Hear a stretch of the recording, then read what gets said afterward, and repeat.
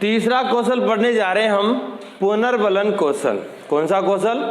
इससे पहले हमने प्रस्तावना कौशल पढ़ लिया है, प्रश्न सहजता कौशल पढ़ लिया है, और तीसरा कौशल है अपने पुनर्बलन कौशल। देखिए, पुनर्बलन का अर्थ होता है पुनः बल देना, यानी कि दोबारा किसी बात को करने के लिए और ज्यादा उस पर बल देना।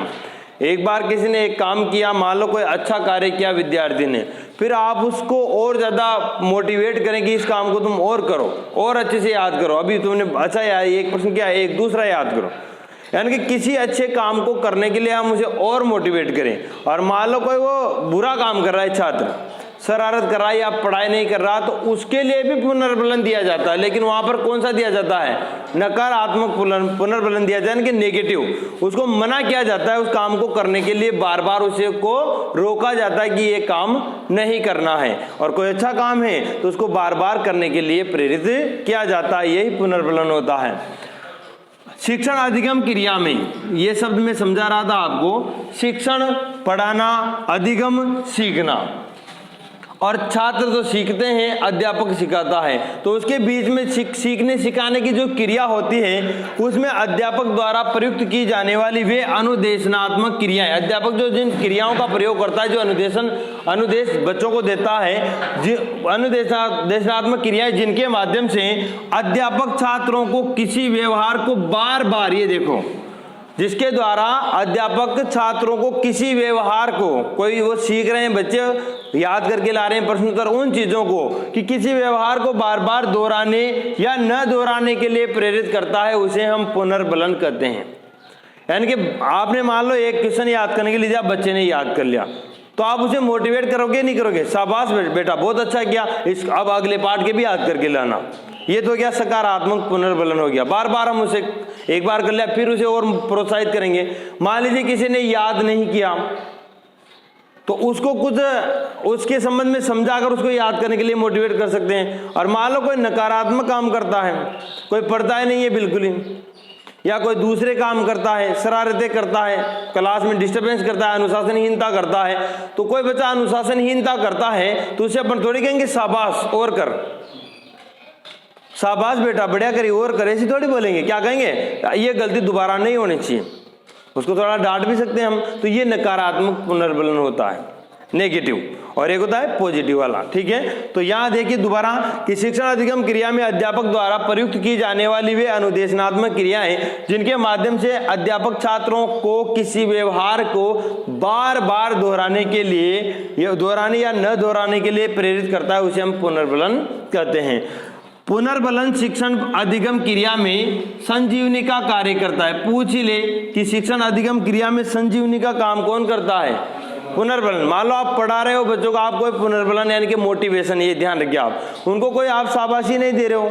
एक बच्चा बेचारा रोज पाठ याद करके लाता है, रोज सुनाता है, अर्धांग बढ़ जा, ऐसे थोड़ी काम चला। उनको शाबाश, वेरी गुड, हाँ ये करना जरूरी। मैं नहीं कहता कि आपसे कोई बताता है तो वेरी गुड करता हूँ, कई बार शाबाश करता हूँ, बहुत अच्छा करता हूँ, ये पुनर्बलन ही होता है, ताकि वो और ज्यादा प्रेरित होता है। ठीक है, आगे चलिए, अब इसको थोड़ा और आगे बढ़ते हैं। आगे देखिए, पुनर्बलन कौशल पढ़ रहे हैं हम इसमें कि पुनर्बलन दो प्रकार का होता है। एक तो होता है सकारात्मक या धनात्मक पुनर्बलन, एक होता है नकारात्मक या ऋणात्मक पुनर्बलन। देखिए क्या होते हैं सकारात्मक पुनर्बलन के अध्यापक द्वारा प्रयुक्त वे उद्दीपक जो किसी अनुक्रिया या व्यवहार को बार बार करने के लिए प्रेरित करते हैं, उन्हें सकारात्मक पुनर्बलन कहते हैं। यानी कोई ऐसी अनुक्रिया या कोई ऐसा व्यवहार बच्चे का जो अच्छा हो, उसको करने के लिए अध्यापक उसे बार बार प्रेरित करें पढ़ने के लिए। मान लीजिए कोई अच्छा काम करने के लिए, तो कौन सा पुनर्बलन कहलाएगा? सकारात्मक। जैसे प्रशंसात्मक कथन, जैसे हम कहें कि शाबाश, वेरी गुड, बहुत अच्छे बेटा, ऐसे ही पढ़ते रहो, हाँ, ये हो जाते प्रशंसात्मक कथन। जैसे मान लो स्वीकारात्मक मुद्रा, जैसे मान लो आप बोल नहीं रहे हो, बच्चे ने आंसर दिया, आप ऐसे मुंडी हिलाते जा रहे हो, स्वीकारात्मक ऐसे, अब वो अच्छा आंसर दे रहा है, आप यूँ करोगे तो फिर गड़बड़ हो जाएगा। स्वीकारात्मक मुद्रा होनी चाहिए आपकी, हाँ भाई बहुत अच्छा। अपन कई बार आंखों से, चेहरे से भी बता देते हैं कि बहुत बढ़िया आंसर दिया है तुमने।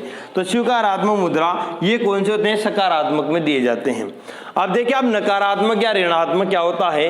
अध्यापक द्वारा प्रयुक्त वे युक्तियां जो किसी व्यवहार को न दोहराने के लिए बाध्य करती हूं। कोई गलत काम कर रहा है बच्चा क्लास में तो आपको उसे रोकना पड़ेगा, तो क्या हो गई, नकारात्मक हो गई। अब रोकने के लिए आप क्या क्या कर सकते हो, जैसे कि आलोचनात्मक कथन, आलोचनात्मक, आप उसकी आलोचना भी करते, कैसा काम करते हो तुम, हाँ गलत बात है, ऐसे करके। मान लो शारीरिक दंड, अब आजकल तो सरकार ने बिल्कुल मना कर रखा है बच्चों की पिटाई विटाई नहीं करनी, तो तुम भी मत करना भाई, है ना, मजे से पढ़ाना अच्छे से, है ना। जैसे कभी कान पकड़ के अपन उठा बैठक लगा देते हैं, हाँ कभी डंडे की पिटाई कर देते हैं, लेकिन इनका अब प्रयोग बंद कर दिया है। अस्वीकारात्मक मुद्रा, कोई आंसर दिया मजे ना आया, वो अस्वीकारात्मक मुद्रा हो गया। आप बोलो मत, लेकिन आप ऐसे कर दोगे ना चेहरा जिसमें बच्चा समझ जाएगा कि सर को आंसर सही नहीं लगा, मतलब सही नहीं है। तो ये चीजें क्या होती है, ये नकारात्मक होती है और ये क्या होती है, सकारात्मक। लेकिन देखिए आप नकारात्मक पुनर्बलन का प्रयोग यथासंभव नहीं करना चाहिए। जहां तक हो सके आप कक्षा में कभी भी जब बच्चों को पढ़ाएं नकारात्मक पुनर्बलन का प्रयोग न करें। रेयर केस में जब आप करना ही पड़ रहा है तब करें, वरना हो सके जहां तक आपको इसका प्रयोग क्लास में नहीं करना है। इसका प्रयोग अगर ज्यादा करोगे आप बार बार नालायक पढ़न पढ़ाओ, रोज ही उठ रहा जाओ, यो आगे उठ रहे, यो आगे, रोज ही आप अगर भाई किसी बच्चे को ऐसे बार बार नेगेटिव पुनर्बलन दोगे तो वो बच्चा अंदर से कमजोर हो जाएगा, उसकी हिम्मत नहीं रहेगी फिर पढ़ने की, आगे बढ़ने की। तो इतना भी नहीं कि आप उसको देते जा रहे हो, कभी जब ज्यादा ही भाई ज्यादा ही परेशान कर रहा है बच्चा, ज्यादा ही पढ़ाई नहीं कर रहा, ज्यादा ही शैतानी कर रहा, तब डांटना चाहिए, ठीक है। ये इसके दो प्रकार हो गए, हाँ सकारात्मक और नकारात्मक। दोबारा पढ़ लेते हैं एक बार कि अध्यापक द्वारा प्रयुक्त हुए उद्दीपक जो किसी अनुक्रिया या व्यवहार को बार बार दोहराने के लिए प्रेरित करें वो तो सकारात्मक होते हैं, जैसे कि हम प्रशंसात्मक कथन कहें, स्वीकारात्मक मुद्रा आदि। नकारात्मक क्या होते हैं कि वे युक्तियां जो किसी व्यवहार को न करने के लिए या न दोहराने के लिए बाध्य करती है वह नकारात्मक पुनर्बलन कहलाती है, जैसे आलोचनात्मक कथन, शारीरिक दंड, अस्वीकारात्मक मुद्रा आदि। हो सके जहां तक हमें नकारात्मक का प्रयोग नहीं करना चाहिए। आगे देखिए, अब देखिए आप पुनर्बलन कौशल के घटक कौन कौन से हैं। पहला घटक है इसका प्रशंसात्मक कथनों का प्रयोग। जब भी आप बच्चे को पुनर्बलन दें तो प्रशंसात्मक कथनों का हमें प्रयोग करना चाहिए, यानी कि बच्चे की प्रशंसा यानी कि तारीफ करनी चाहिए। सकारात्मक अशाब्दिक संकेतों का प्रयोग, बोले नहीं, सकारात्मक अशाब्दिक संकेत, शाबाश, अपन सिर को हिला कर ही बता देते हैं कई बार, क्योंकि बच्चे का पूरा फोकस टीचर के ऊपर होता है उस समय। तो सकारात्मक अशाब्दिक संकेतों का प्रयोग ये भी इसका घटक है। छात्र की भावनाओं को स्वीकार करना, जो बच्चा बता रहा है उसकी भावनाओं को स्वीकार करना चाहिए हमें। मान लीजिए वो कभी घबरा कर बोल रहा हो या वो जिस लहजे में बोल रहा हो उनको भी हमें स्वीकार करना चाहिए, ऐसा नहीं कि उसके लिए हम उसे डांट दें।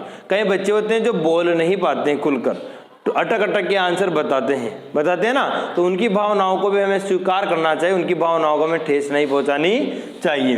नकारात्मक शाब्दिक कथनों का प्रयोग भी कर सकते हो आप। मान लीजिए कोई बच्चे को किसी कार्य को करने के लिए हमें रोकना है तो वहां पर नकारात्मक, सकारात्मक नकारात्मक दो ही तो पुनर्बलन है, तो नकारात्मक शाब्दिक कथनों का प्रयोग, शाब्दिक कथनों का प्रयोग भी कर सकते हैं, मना कर सकते हैं, उसे टोक सकते हैं, उसे थोड़ा सा डांट भी सकते हो आप। 5 नंबर नकारात्मक अशाब्दिक संकेतों का प्रयोग, जैसे कि ऐसे करके मना करना, मुंह बिगाड़ना, ये चीजें क्या होती है, नकारात्मक अशाब्दिक संकेत होते हैं बच्चे के लिए। छात्र के उत्तर को स्वीकार करना, बहुत अच्छा, शाबाश, हम स्वीकारोक्ति दें उसको, भाई हाँ भाई अच्छा आंसर दिया है तूने। छात्र के उत्तरों का श्याम पट पर लेखन, जैसे आपको और ज्यादा पुनर्बलन देना है, अच्छे से मोटिवेट करना है बच्चे को, तो लिख दो भाई रवि ने देखो आंसर दिया, शाबाश। जो बच्चा आंसर बोले उसको यहाँ लिख दो, 2 लाइन 1 लाइन जो भी है, तो उससे बच्चे को और ज्यादा मोटिवेशन मिलता है।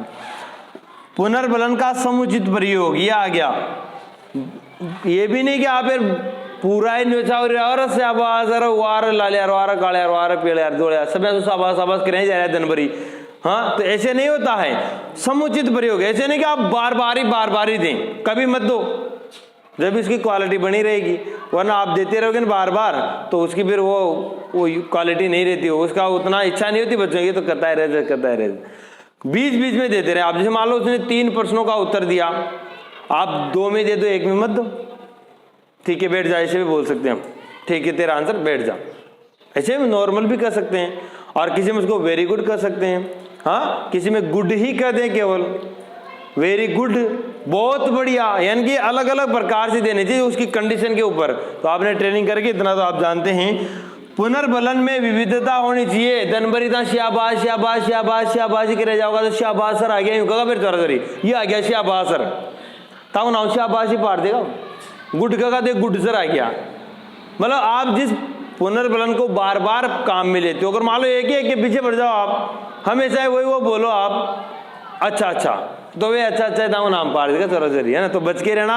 और एक ही एक पुनर्बलन देने से बच्चों में क्या होता है, वो मजा नहीं आता, उनको रुचि खत्म हो जाती है उनकी। आपका वो तो कोई आंसर देखो वो समझ ले पहले पानी कहा शाबाश कहा तो कायनाक, अगर आप गुड्डी गुड़का को देख गुड़का का और कायनाक, तो उनमें विविधता होनी चाहिए, अलग अलग प्रकार के पुनर्बलन का हमें प्रयोग करते रहना चाहिए। तो ये थे अपने पुनर्बलन कौशल के घटक। दोबारा देख लीजिए, प्रशंसात्मक कथनों का प्रयोग, सकारात्मक अशाब्दिक संकेतों का प्रयोग, छात्र की भावनाओं को स्वीकार करना, नकारात्मक शाब्दिक कथनों का प्रयोग करना, नकारात्मक अशाब्दिक संकेतों का प्रयोग, छात्र के उत्तर को स्वीकार करना, छात्र के उत्तर को श्याम पट्ट पर लिखना, पुनर्बलन का समुचित प्रयोग करना और पुनर्बलन में विविधता होना, ये सब इसके घटक हैं और ये कौशल भी इसके साथ समाप्त हो गया है।